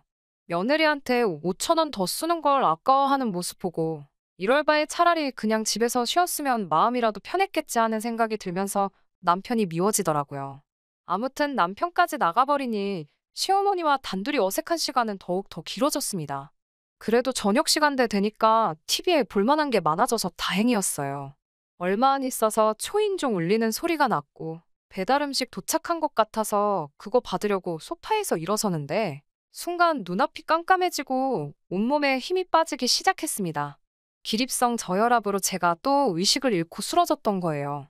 정신을 차리고 보니 저는 소파 앞에 바닥에 뒤집어져 쓰러져 있었고 정신이 들고 나서 고개를 들고 보니 시어머니는 혼자 식탁에 앉아서 배달 온 짬뽕을 훅훅 불면서 후루룩 면치기를 하고 계시더군요. 기가 막히고 코가 막히는 광경에 몸 추스릴 시간도 없이 서운함에 눈물이 막 나기 시작했어요. 며느리가 눈앞에서 빈혈로 쓰러졌는데 정신 차리고 나서 처음 눈에 들어온 광경이 짬뽕을 후루룩 면치기 하고 계신 시어머니였으니까요. 제가 막 울기 시작하니까 그제서야 시어머니는 젓가락 내려놓고 저한테 오셔서 미안하다고 사과를 하시더라고요. 제가 쓰러진 거 보고 당황하기는 했는데 당신이 늙어서 힘이 없으니 쓰러진 저를 들어서 침대로 옮겨놓을 수도 없고 소파에 다시 올려놓을 수도 없었다고. 그래서 남편한테 전화했더니 구급차까지 부를 건 없고 가만두면 조금 지나서 제가 알아서 일어날 거라고 해서 일단 식사 먼저 하고 계셨다고 하시네요. 허둥지둥 하시는 게 진짜 저한테 미안한 건 맞는 것 같은데 그래도 화가 나는 건 참을 수가 없더라고요. 시어머니한테 사람이 쓰러졌는데 음식이 넘어가시냐고 따지니 면이 불어터지면 맛이 없지 않냐고. 본인이 할 수 있는 게 없는 상황이라 어쩔 수 없었다면서 저보고 이해하라고 하시면서 미안하다고 했는데도 어른한테 그렇게 눈 동그랗게 뜨고 소리를 치냐며 되려 저한테 역정을 내기 시작했어요. 이래서 아픈 애 며느리로 들이지 말자고 했는데 기어이 결혼을 하더니 지금 이 꼴 좀 보라고 정말 할 말과 해선 안 될 말 같은 거는 안중에도 없고 입 밖으로 나오는 말을 전부 뱉으시더라고요. 어머님 진짜 너무하시다고 한마디 하고 저는 그 길로 나와서 택시 타고 집으로 돌아왔네요. 더 어이없는 건 남편은 제가 쓰러졌다는 연락을 받았는데도 불구하고 집에는 한참 늦게 술이 얼큰이 취해서 들어왔다는 거예요. 자초지종을 어머님한테 듣고 온 건지 집에 들어오자마자 오히려 저한테 큰 소리를 치더라고요. 아무리 종종 있는 상황이라지만 제가 쓰러져 있는 동안 무슨 일이 있을지도 모르는데 제 걱정은 하나도 하지 않고 오히려 그냥 택시 타고 집으로 돌아온 자기 상황부터 저에게 화를 내더라고요. 그렇게 말도 없이 혼자 집으로 들어가면 어떡하냐고. 자기가 술을 마셨으니 차를 제가 끌고 들어와야 되는 건데 자기 두고 저 혼자 가버려서 택시비만 더 나갔지 않느냐고 따지더라고요. 아내가 쓰러졌는데 괜찮냐고 물어보는 게 먼저 아니냐고 했더니 엄마가 같이 있었는데 무슨 일이 있었겠냐고 엄살 좀 그만 부리라고 오히려 저한테 화를 냈어요. 아무리 술 기운이 있다고 할지라도 미안해할 건 미안해하고 조금 이성적으로 생각했으면 좋겠는데 이 상황에서 서운해해야 할 사람은 전데 남편은 자기 서운한 이야기만 하더군요. 특히 제가 어머님한테 무안 줬던 게 그렇게 서운했나 봅니다. 어머님이 나이가 있어 기운이 없으시니 당연히 쓰러진 저를 못 옮기는 게 당연한 거 아니냐고. 그래서 깨어날 때까지 기다리신 건데 뭐가 그렇게 서운해서 그 난리를 치고 왔냐고. 당장 시어머니한테 전화 걸어서 사과하라고 하더라고요. 그래서 저도 남편한테 시어머니가 나를 안 옮겨줘서 이러는 건 줄 아냐고. 아무리 내가 종종 쓰러진다고 해도 눈앞에서 사람이 쓰러졌는데 다른 사람도 아니고 한 가족인 며느리가 쓰러졌는데 거기서 짬뽕이 입에 들어가냐고 저도 바락바락 소리 지르면서 싸웠어요. 그러니 남편은 그럼 그 상황에서 우리 엄마가 네 옆에 달라붙어서 제발 일어나라고 기도라도 하고 있었어야 되냐면서 계속 큰 소리를 치더라고요. 너도 똑같은 놈이라고. 어머님한테 아내가 쓰러졌다는 연락을 받고도 친구랑 마시던 술이 목구멍으로 넘어가더냐고. 아주 두 모자가 똑같은 사람들이라고 쏘아붙였어요. 남편도 더는 할 말이 없는 건지 우물쭈물하더니 역정을 내면서 됐고 너 때문에 차 시댁에 두고 왔으니까 너가 내일 가서 차 찾아오라고 언성을 높이더니 방으로 문 쾅 닫고 들어가더군요. 한 침대에서 잠들기는 싫어서 저는 그날 소파에서 잤습니다. 잠도 제대로 못 잤어요. 하도 열이 받아서 자다가도 눈이 번쩍번쩍 뜨이더라고요. 아침에 일어나니 술이 깨서 그런가. 남편도 자기가 실수한 걸 알았는지 축벽거리면서 저한테 먼저 말을 붙여보려 노력하더라고요. 저는 대꾸도 안 하고 눈도 안 마주쳤어요. 전날 새벽에는 저보고 시댁에 두고 온 차 가져오라고 그렇게 소리를 치더니 점심때쯤에 기어이 지가 나가서 차를 가져오더군요. 요즘도 남편은 제 눈치만 보면서 있어요. 아직 냉전 중인 상황입니다. 하루는 풀어야겠다 생각이 들면서도 한편으로는 짬뽕면이 후루룩 시어머니 입으로 넘어가는 장면이 생각나서 도무지 용서가 안 되네요.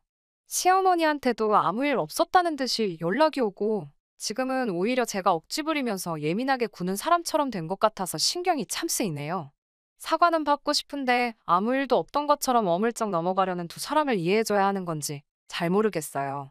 그냥 이때쯤 저도 화 풀고 아무 일도 없던 척 해야 하는 걸까요? 안녕하세요. 기억하실지 모르겠지만 작년에 사연 보냈던 저혈압성 빈혈 가지고 있는 새댁입니다. 우연찮게 제 사연을 다시 봤다가 후기 궁금해하시던 분들이 많아서 이렇게 하나 보내드려요. 여러분이 원하셨던 것과는 다르게 그냥 아무 일도 없었던 것처럼 넘어가려던 두 사람 따라서 저도 화 풀었습니다. 마음속으로 용서한 건 아니지만 일부러 이렇게 불편하게 지내야 할 필요가 있나 싶었었어요. 두 사람도 그날 일을 언급하고 싶지 않아 보였고요. 정말 아무 일도 없던 것처럼 그날 일은 언급조차 안 하는 두 사람이 얄밉긴 했지만 저도 불편하게 지내서 뭐 하겠냐고 이만 마음속에 묻어두기로 결정했으니 더 이상 그 일 가지고 말 꺼내지 않으려고 노력했습니다. 사실 벌써 2달이나 더 지난 일인데요. 시댁에 가족 행사가 있어서 남편하고 시어머니 다 같이 해서 다녀온 적이 있었어요. 그리고 그 후에 어머님이 미열을 동반한 감기 증상이 있으셨고 병원 가서 검사해보니 확진 판정을 받으셨어요. 저도 그렇고 남편도 어쨌든 밀접 접촉자에 해당하니 검사를 받았습니다. 그런데 저도 아무 증상이 없었는데도 양성 판정이 나오더라고요. 남편은 다행히 음성이었는데 아무리 남편이 아무런 이상이 없다고 해도 한 집에서 지내다가 남편한테까지 옮겨버리면 안 되겠다는 생각이 들더라고요. 저는 무증상이었기 때문에 따로 고생한 건 없지만 그렇다고 괜히 남편하고 한 집에서 지내다가 남편 혹은 남편 회사 사람들한테 옮기게 되지 않을까 하는 생각에 고민을 했어요. 제가 양성이니 친정에 가 있을 수도 없는 노릇이고 반대로 남편을 친정에 보낼 수도 없던 상황이었으니까요. 그렇다고 남편을 시댁에 보내자니 시어머니도 환자시고 어떻게 방법이 없더라고요. 그래서 제가 짐 싸들고 시댁에서 격리를 하기로 결정했습니다. 저야 어차피 집에서 재택근무로 일감을 받아서 하기 때문에 일할 때 필요한 것들만 있으면 장소에 구애받지 않고 일할 수 있었기 때문에 문제가 될 게 없었어요. 아무튼 그렇게 시댁에 가게 되었는데 저는 아무 증상도 없는 것과는 반대로 어머님은 아주 드러누워서 끙끙 앓고 계시더라고요. 냄새도 못 맡겠고 맛도 안 느껴지신다고. 거기에 몸살 감기 기운은 물론 열까지 나서 아주 죽을 맛이라고 하더라고요. 저는 콧물 살짝 나오는 거 말고 아무렇지도 않았거든요. 같은 병인데도 증상이 이렇게 다르냐고, 왜 자기만 이렇게 아프냐고 찡찡대고 계시더라고요. 저녁 시간이 돼서 어머님께 식사는 어떻게 하시겠냐고 물었더니 먹어봤자 무슨 맛인지도 모르겠고 기운도 하나도 없다고 안 드신다고 하더라고요. 어머님 댁인데 제가 주방에서 부스럭거리면서 하는 것도 아닌 것 같아서 저도 간단하게 배달 음식 시켜서 때웠고요. 어머님은 방에서 쉬고 계시고 저는 거실에서 일하고 있었는데 저녁 11시쯤 되니까 어머님 방 안에서 나 죽는다고 끙끙 앓는 소리가 들리더라고요. 그 소리에 놀라서 뛰어들어가니 어머님이 열이 엄청 올라서 제정신을 차리지 못하고 계셨어요. 일단 해열제부터 해서 어머님 먹여드리고 옆에서 이마에 젖은 수건 올려드리고 상황을 지켜보고 있었는데 다 잊은 줄 알았는데 문득 어머님이 저 쓰러졌을 때 짬뽕 먹고 있던 그 모습이 다시 생각이 나더라고요. 그때 진짜 오만 가지 생각이 다 났어요. 나도 똑같이 복수해버릴까? 어머님도 나 쓰러졌을 때 아무것도 안 하셨는데 내가 이렇게까지 해야 하나? 어머님 정신 차릴 때까지 기다렸다가 정신 차리시면 나도 그 앞에서 식사를 하고 있어야 되나? 뭐 그런 여러 가지 생각들이 마구마구 스쳐 지나가더라고요. 마음속 깊은 곳에서는 똑같이 복수해주자 싶었는데 막상 또 아파서 정신도 못 차리는 시어머니 보니까 마음이 조금 약해졌나 봐요. 저도 환자지만 증상이 없으니 어머님 곁을 밤새 지키면서 경과를 지켜봤습니다. 이마에 젖은 수건도 계속해서 갈아드리고 열도 시간마다 한 번씩 재서 체온 관리도 해드렸어요. 어머님 열이 정상 체온까지 내려가는 거 확인하고 저는 아침 해가 뜨고 나서야 잠에 들 수 있었습니다. 자고 일어나니까 어머님이 부엌에서 음식을 하고 계시더라고요. 아들 없으면 절대 꺼내주시는 법이 없던 고기 반찬까지 준비해 주셨어요. 무슨 바람이 부셨나 생각에 둘이 마주 앉아 말없이 식사를 하고 있는데 어머님이 대뜸 저한테 정말 고맙다고 하시다가 그땐 미안했다며 그날 있던 일을 저에게 처음으로 정식으로 사과하셨어요. 그때도 사과 비슷하게 하긴 했지만 자기가 왜 그랬겠냐 하는 억울하다는 투가 더 강했는데 이번에는 정말로 그때 본인의 행동이 어리석었고 잘못한 일이라고 인정하시며 그땐 정말 미안했다고 하시더라고요. 워낙 열이 높아서 정신이 없으신 줄 알았는데 전날 제가 곁에서 밤새도록 자리 지키고 간호한 걸 다 기억하고 계시더라고요. 제 간호가 없었다고 크게 문제가 되진 않았을 거라고 생각하지만 그 정성이 기특하다고, 그래서 여태껏 사과 한마디 없이 없던 일처럼 지내던 시어머니 마음을 돌려서 저한테 이렇게 고기 반찬도 내어주시고 사과까지 하게 만든 것이죠. 아무튼 어머님도 하루 크게 앓으시고는 점점 후각도 돌아오고 상태가 많이 호전되었고 그렇게 별탈 없이 격리 생활은 끝이 났어요. 마지막으로 병원에서 음성 판정 받고 나서야 어머님은 또 한 번 저한테 진심으로 고맙다고 말하셨고요. 병원에서 나오는 길에 택시를 잡아서 저는 집으로 돌아가겠다고 인사를 드렸는데 어머님이 같이 집으로 가자고 하시더군요. 그도 그럴 것이 10일 동안 시댁에 머무는 동안 남편한테서 단 한 번도 먼저 연락이 온 적이 없었거든요. 그렇게 어머님하고 집에 도착했는데 집안 꼴이 말이 아니더라고요. 청소는 한 번도 안 한 건지 집안이 엉망이었고 설거지는 언제부터 안 한 건지 잔뜩 쌓여있고 그릇이 없으니 그동안은 배달 음식을 시켜 먹은 건지 배달 용기들이 쓰레기통에 가득했습니다. 제가 치우겠다고 했는데 어머님이 도와주셔서 금방 정리할 수 있었어요. 정리가 다 끝날 때쯤 되니까 남편이 퇴근하고 집에 들어오더라고요. 손에는 퇴근길에 편의점에 들렸는지 도시락하고 맥주 몇 캔을 들고 들어오더라고요. 집에 있는 저랑 어머님을 보니 남편이 당황해서는 그제서야 다 나았냐고 걱정했다는 말도 안 되는 소리를 하고 있었어요.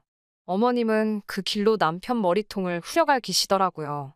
저 같은 아내를 얻은 게 네 평생에 가장 잘한 일이라면서요. 어떻게 자식이라는 놈이 어미가 알아놓은 기간 동안 연락 한 통이 없냐고. 며느리가 당신한테 하는 것보다 비슷하게 하면 해야지 자식이 그보다 못할 수 있냐면서요. 앞으로 저한테 똑바로 안 하면 국물도 없을 줄 알라며 그날 제가 쓰러졌을 때 일부터 진심으로 사과하라고 하시더군요. 어머님이 제 편을 들고 있으니 남편은 억울하다는 표정으로 아무 말도 안 하고 있었는데 뭘 우물쭈물거리는 거냐면서 그대로 뒤통수를 한 대 더 내려치셨습니다. 겉으로는 괜찮다고 했지만 남편이 그날 일에 대해서 제게 고개 숙여 사과를 하니 속으로는 엄청 깨소금이었습니다. 이미 같이 지내는 내내 어머님은 저한테 고맙다 몇 번을 말하시고 사과까지 했는데 이번에는 남편하고 같이 해서 그때 미안했고 앞으로는 저한테 서운한 마음 들지 않게 잘하겠다고 약속까지 하시는데 그동안 서운했던 게 한 번에 다 풀리는 것 같았어요. 그 뒤로는 남편도 겉으로 하는 척만 하는 건지는 모르겠지만 이제는 쉬는 날 시댁에만 가지 않고 연애할 때도 자주 못 해본 데이트도 많이 하고 친정에도 자주 들르고 있습니다. 저도 주말에 일하는 건 그만하고 그때그때 제가 나서서 시댁에 먼저 가자고 남편한테 말하고 있고요. 과정이 좋았다고 말하기는 어렵지만 지금은 연애 기간과 결혼 생활 다 합쳐서 전에 없이 즐거워요. 제 편이 늘어난 느낌이라고 할까요? 남편이 나서서 집안일도 도와주고 시어머니도 남편보다 저를 더 먼저 챙겨주시고 있으니까요. 속 시원하게 똑같이 복수하지는 못했지만 요즘은 결과적으로 더 행복한 나날들을 보내고 있습니다. 이런 상황이 언제까지 계속 될 거라는 확신은 없지만 적어도 어머님이나 남편이 저를 먼저 서운하게 하지 않을 거라는 믿음이 있어서 정말 행복하네요. 사연 들어주신 분들, 후기 기다려주신 분들도 행복하시고 올여름에도 별탈 없이 다들 건강하시길 기원합니다. 안녕하세요. 얼마 전 남자친구의 도를 넘는 행동에 충격을 받아 파혼한 30대 여성입니다. 걷는 놈 위에 뛰는 놈, 뛰는 놈 위에 나는 놈 있다는 말을 남자친구는 한 번도 들어본 적이 없던 걸까요? 지금쯤 지가 얼마나 멍청하고 한심해 보였을지 알아차리긴 했는지 모르겠네요. 제가 중학교에 입학하던 시기에 저희 부모님은 이혼을 하셨습니다. 두 분이 사이가 좋지 않다는 건 사실 진작부터 알고 있었어요. 술과 여자를 좋아하고 아내와 자식은 안중에도 없던 아버지셨지요. 제가 초등학교 6학년 때였어요. 학교를 마치고 집에 도착해서 벨을 눌렀는데 모르는 아주머니가 현관을 열어주셨습니다. 하얗게 바른 얼굴에 빨간 입술을 한 그 아주머니는 절 보더니 아는 채 반가운 채를 하더라고요. 저희 어머니는 어디 계시냐고 묻는 순간 소파에 앉아 울고 있는 어머니가 보였습니다. 그 옆에는 뭐가 그렇게 화가 났는지 아버지께서 씩씩대고 계셨고요. 한참 시간이 흐른 뒤에야 아버지께서 만나던 술집 여자를 집에 데려와 어머니께 점심을 차리라고 했었다는 사실을 알게 되었습니다. 당연히 어머니께선 아버지께 드디어 완전히 미친 거냐며 소리를 지르셨고 아버지께선 어머니가 당신 체면에 똥칠을 했다며 그 여자가 보는 앞에서 뺨을 때리셨답니다. 사실 아버지가 어머니를 때리는 건 저도 몇 번이고 본 적이 있습니다. 아버지한테 어머니는 사람이 아니었어요. 저희 집에서 키우던 개만도 못했지요. 어린 저는 어머니를 아버지로부터 지켜드릴 수 없었고 오로지 할 수 있었던 건 어머니가 혹시나 저를 버리고 도망가시진 않을지 걱정하는 일뿐이었지요. 매일매일이 불안의 연속이었습니다. 학교가 끝나고 마음 편하게 친구들과 떡볶이 한 번 사 먹지 못하고 집까지 한달음에 뛰어오기를 여러 번이었어요. 어머니가 여전히 집에서 저를 기다리고 계신지 확인하기 위해서요. 제가 중학교 2학년이 되던 해에 두 분은 이혼을 하셨습니다. 아버지 말씀으로는 위장이혼이라고 했어요. 사업도 그렇고 세금 문제 때문이라면서요. 하지만 위장이혼이라는 말과 달리 서류상으로 두 분은 완벽히 남남이 되었고 얼마 지나지 않아 어머니는 충격적인 사실을 알게 되셨답니다. 이혼하기 몇 달 전 사업 때문에 그렇다며 아버지께선 반강제로 당신 건물을 어머니 명의로 돌려놓았는데 알고 보니 그 건물엔 빚이 1억 넘게 있었지요. 지금으로부터 20년 전의 이야기라는 걸 감안한다면 보통 큰 금액이 아니라는 걸 아실 거예요. 드디어 아버지로부터 벗어났다는 그 자유를 누려볼 새도 없이 어머니께선 아버지가 치신 사고의 뒷수습을 시작하셨지요. 하루는 어머니와 이모가 통화하는 내용을 우연히 엿듣게 되었는데 아버지께서 당신보다 10살도 어린 여자를 만나 동거를 시작했다더군요. 하나도 슬프지 않았어요. 오히려 정말 잘 됐다고 두 번 다시 어머니와 제 인생에 나타나지 않았으면 좋겠다고 바랬을 뿐입니다. 아버지가 진 빚을 갚지 않으면 건물은 그대로 경매에 넘어간다고 했어요. 어머니께선 위기를 기회로 만들 줄 알아야 한다며 그 빚을 어떻게든 갚겠다고 저에게 약속하셨어요. 지금 생각해보면 저에게 약속을 하셨지만 실은 당신 스스로에게 하는 다짐 같은 게 아니었을까 싶어요. 이후로 저희 어머니는 정말 지독하게 사셨습니다. 새벽엔 동네 목욕탕을 청소하셨고 낮에는 건물을 청소하셨어요. 가끔 손이 부족한 동네 식당에서 설거지라도 부탁하는 날이면 보너스 받으러 간다며 싱글벙글 웃으셨지요. 그렇게 악착같이 돈을 모아 어머니께선 결국 빚의 대부분을 갚으셨습니다. 덕분에 그 건물은 어머니의 재산이 되었지요. 어머니는 거기서 멈추지 않으셨습니다. 아버지가 떠난 후 월세를 전전하던 저희는 건물 3층으로 이사를 들어갔어요. 건물 1층엔 3개의 점포가 있었는데 마침 한 점포가 폐업을 한다고 해서 어머니가 반찬 가게를 여셨습니다. 어머니나 저나 홍보도 영업도 어떻게 해야 할지를 몰라서 속된 말로 무식하게 장사를 했어요. 정성을 다해 만들고 박리담의 식으로 양은 많이 가격은 싸게요. 그런다고 해서 처음부터 사람들이 알아주지는 않더라고요. 장사가 잘 되지 않았어요. 만약에 어머니께서 남의 건물에서 세를 내가며 장사를 그런 식으로 하셨다면 진작에 접으셨어야 할 거예요. 나중에서야 알게 된 일이지만 어머니께선 딱 2년만 해보고 안 되겠다 싶으면 다시 청소일을 하실 생각까지 하셨답니다. 하지만 다행히 1년이 지나니 조금씩 반응이 오더라고요.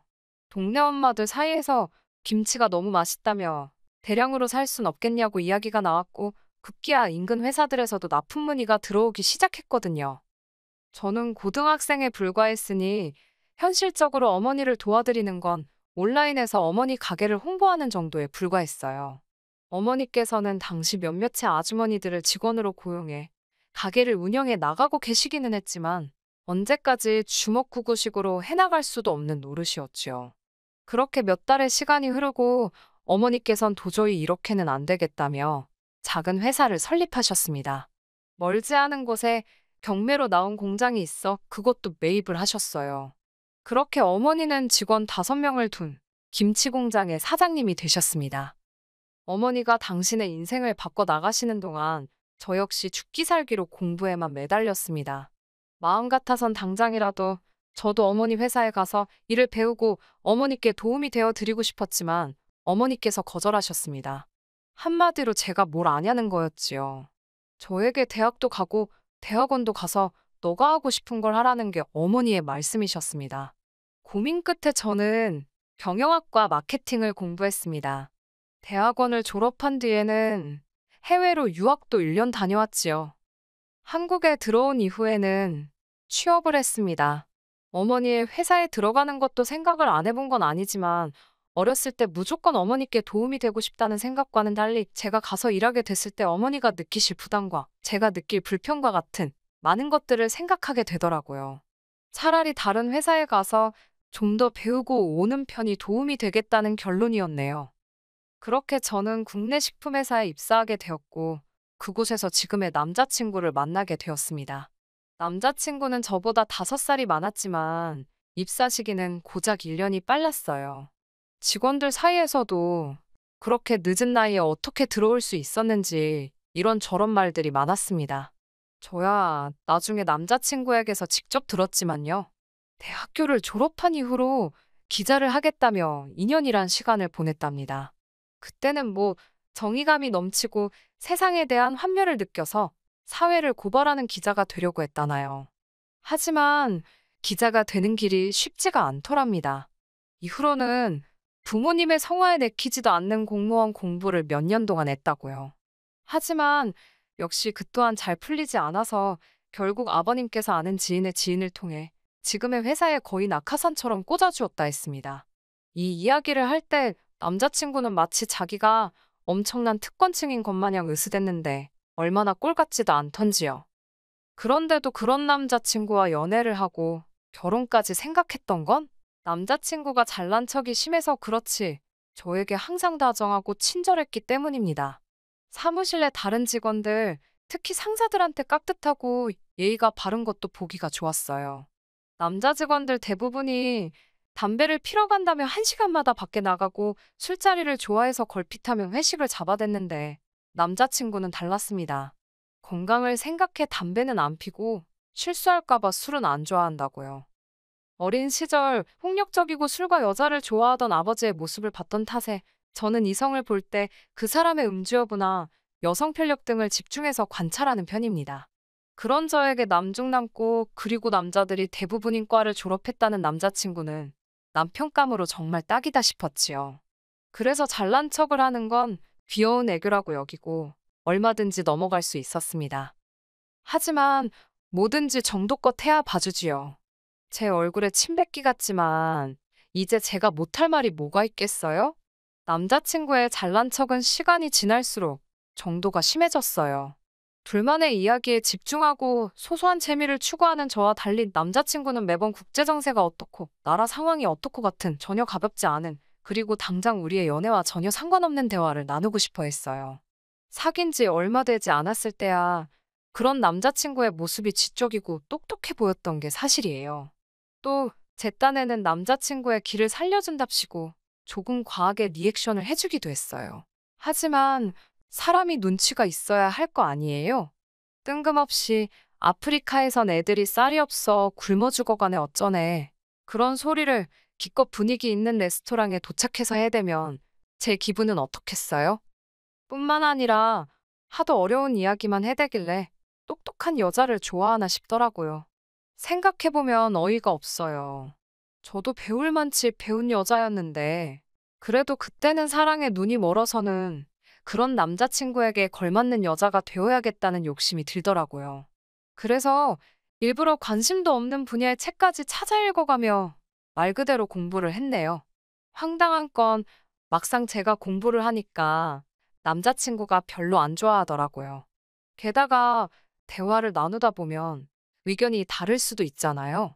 그러면 무조건 자기 말이 맞다고 우겨대기 일쑤더라고요. 그리고는 이유랍시고 들먹이는 내용들도 듣고 있다 보면 잘못된 것들이 얼마나 많은지 몰라요.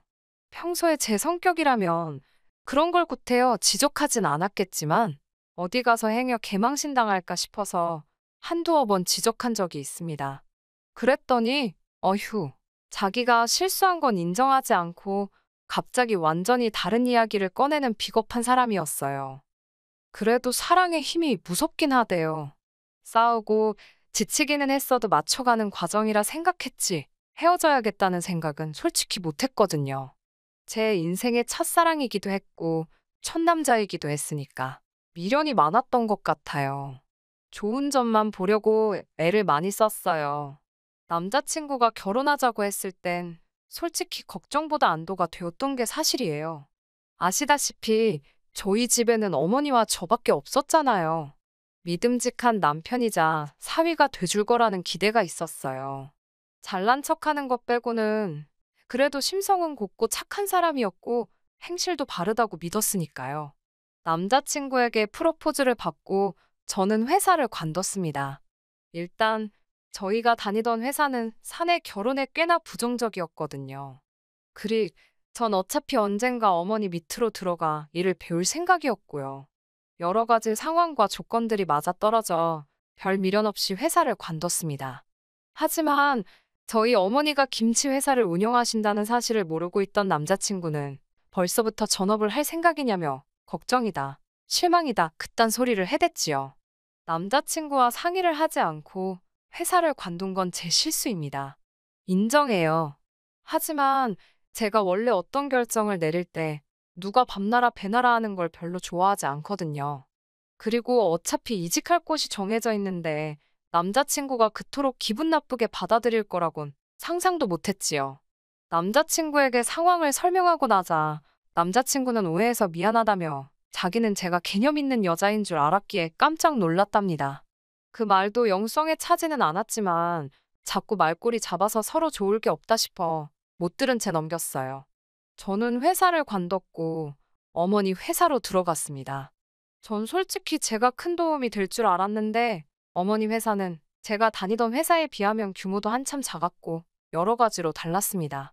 오히려 제가 다른 직원들로부터 많은 걸 배워야 하는 상황이었고, 오히려 짐이 되는 게 아닌지 죄송스러울 지경이었지요. 며칠 뒤 남자친구가 저하고 긴히 상의하고 싶은 일이 있다고 하더라고요. 매일같이 회사에서 보다가 제가 관두고 난 이후로는 일주일에 한두 번 보는 게 전부였습니다. 만나서도 보통은 결혼에 관한 이야기를 했기 때문에 이번에도 결혼에 관련해서 뭐 상의할 게 있나 보다 생각하고 나갔어요. 그런데 남자친구가 회사를 때려치고 싶답니다. 제가 깜짝 놀라서 그게 무슨 이야기냐고 물었어요.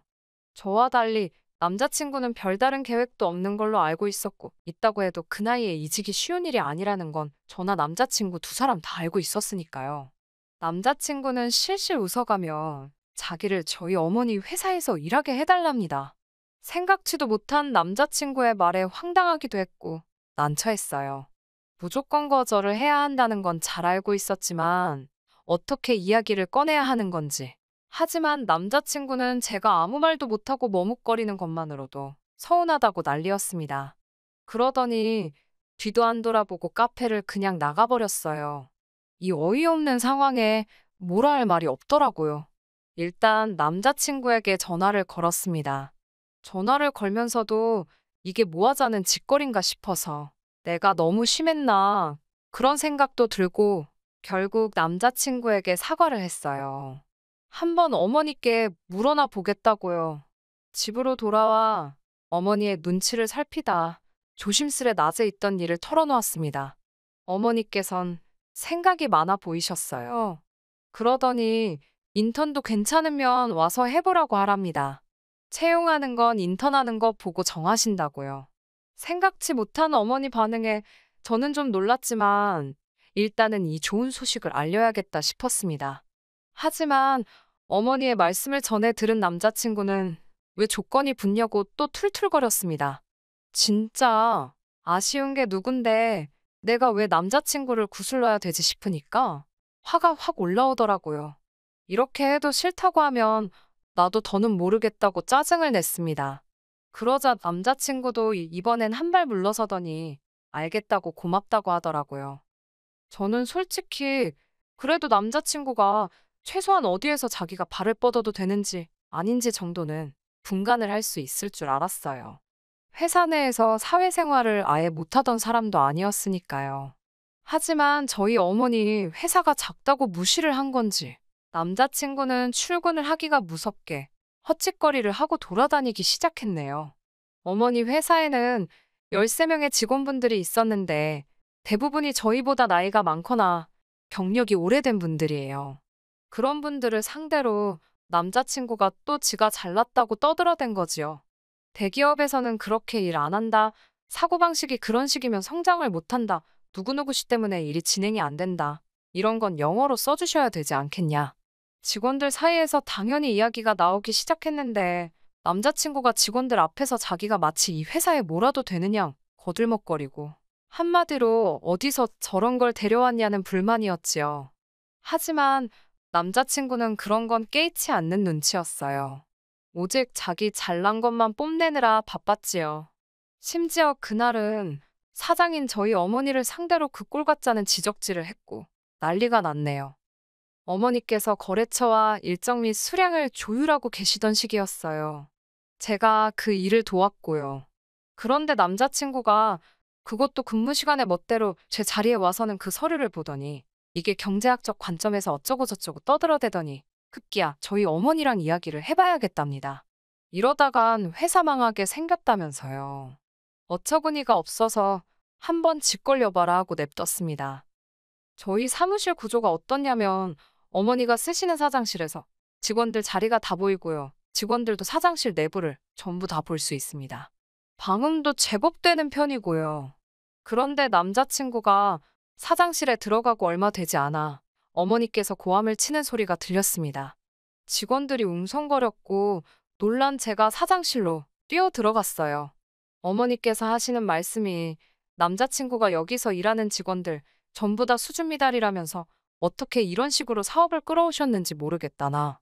그러면서 어머니께 이러실 때가 아니라 일단 대학원에 가서 경영자 수업을 들으셔야 하는 거 아니냐고. 오너의 품격이 어떻고. 모르겠어요. 뭔 헛소리를 얼마나 신나게 떠들어댄 건지. 아무튼 어머니께선 말 그대로 정말 크게 노하셨지요. 결국 인턴은 무슨 바로 쫓아냈네요. 잘난 남자친구께서 노동법이 어쩌고 난리를 쳤지만 저희가 회사가 작아서 그렇지 변호사도 있고 있을 건 다 있습니다. 어머니께서 그렇게 잘났으면 법대로 해보라고 상대도 안 해주셨어요. 결혼은 당연히 물 건너갔습니다. 어떤 딸이 남자친구가 자기 어머니한테 그러고 달라드는데 결혼하고 싶겠어요? 솔직히 저한테 지 잘났다고 떠들어댄 거야. 같이 놀아준 셈 쳐도 되지만 저희 어머니한테 그런 건 지금도 때려 죽여도 분이 안 풀릴 것 같아요. 솔직히 파혼이라고 표현은 했지만 뭐 예약을 하나 한 것도 아니고 양쪽 집안 어른들한테 서로 소개한 정도에서 끝나서 다행이지 뭐예요. 진짜 남자 잘못 만나서 망하는 여자는 있어도 혼자 살아서 망하는 여자는 없다더니 혼자 살아야 될까요? 정말이지? 결혼은 어렵네요. 훅이랄 건 아니지만 남자친구한테는 지금도 연락이 오고 있어요. 남자친구는 저더러 어머니 좀 말려보라고 자기는 회사와 저희 모녀를 위해서 총대를 메고 이야기한 거라고요. 그러면서 회사까지 때려치고 나와서 갈 곳도 없는데 이렇게 며칠 만에 나가라고 하면 이건 오너마인드가 어쩌고. 그렇게 잘났으면 본인 능력껏 살 길 찾아보라고 했습니다. 그리고는 난 오빠가 그놈의 입 때문에 언젠간 크게 경을 칠 줄 알았다고 한마디 해줬지요. 진짜 이제 그만 좀 떠들었으면 좋겠어요. 입이 문제라니까요. 끝까지 들어주셔서 감사합니다. 오늘의 사연은 여기까지입니다. 구독과 좋아요, 알람 설정 부탁드리고 더 좋은 사연으로 다시 찾아뵙겠습니다. 감사합니다.